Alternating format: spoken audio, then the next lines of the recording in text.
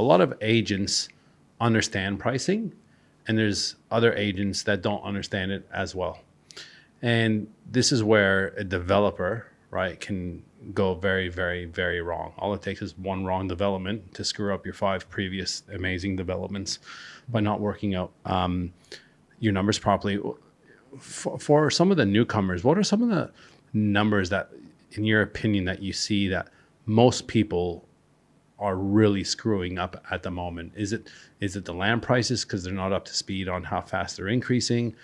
Is it the build costs, right, like civils, or the built form costs, marketing? What are you seeing currently in the market, and where people are making most mistakes and things not stacking up?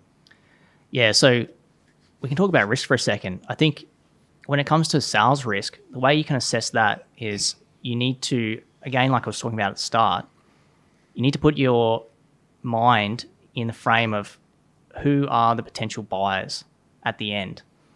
So that project that you mentioned before, Carson, that was acreage? Is that correct? Yeah. So probably one of the reasons that you experienced that was because you had only really one type of buyer that was interested in that in those acreage lots. So most probably owner occupiers. We've been selling acreage recently, and it is a completely different process. A lot of the buyers are subject to sale. There's sometimes multiple parties involved. So that sales risk was already inherent in that project because of what you were delivering.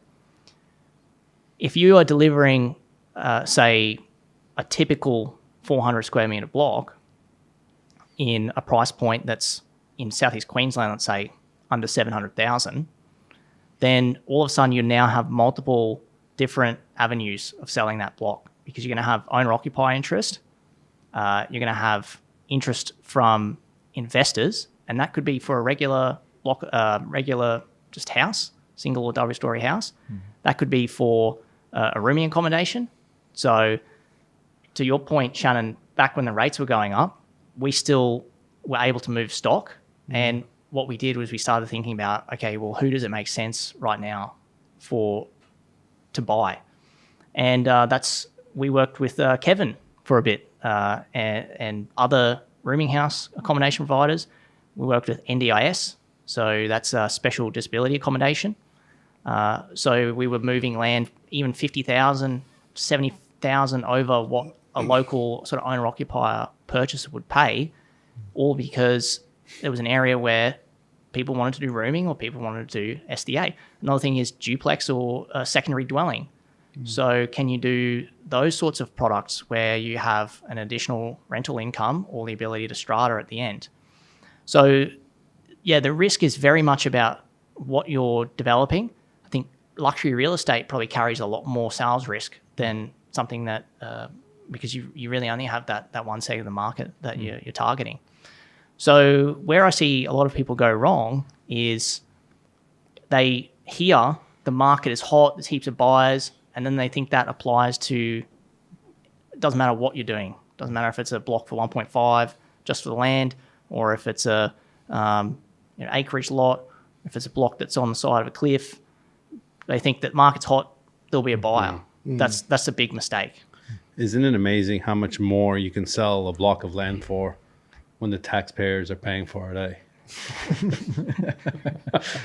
As soon as you start saying NDIS, yeah, of course you can sell it for 50 grand more, 70 grand more. Unfortunately, we haven't been in that market. Unfortunately, the funding is a lot more difficult now, so we're not moving as many through SDA anymore. Let us know what you think of that in the comments. What are some of the costs people are underestimating now? I do built form development, more in that luxury space at the moment. But definitely want to start doing more of what Shannon and Carson are doing, just to reduce risk as well. But costs are out of control in a lot of areas, right? So where are you seeing a lot of people underestimating costs in these feasibilities? Obviously, you're working feasibility, so they're going to have, hey, Morgan, we want to use you yet, and they're going to give you as much work to do as possible, so you can double check their obviously feasibility, the developer's feasibility. Where are you seeing these costs blowing out? Well, the big obviously the big cost with subdivision is going to be your civil costs. I think the major blowout is for small projects, for the civil costs on small projects. And the reason is it's very hard to get contractors to work on small projects. I'm sure Shannon would know a lot more about this, but we found if you just want to do, I experienced this myself because we're building a house at the moment and I wanted to do some retaining and fill.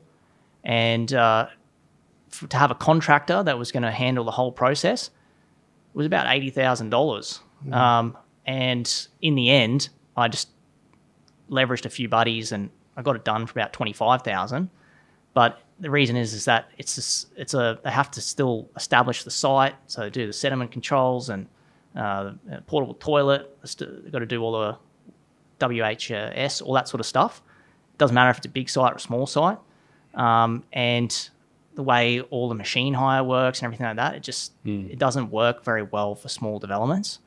So I think if you are playing in that sort of sub 5 lot space, that is one area potentially you could spend some time and really save some money if you're prepared to learn a little bit about managing contractors, managing retaining wall builders, and managing mates with Havianas and pizza, beer, and a few shovels. Yeah.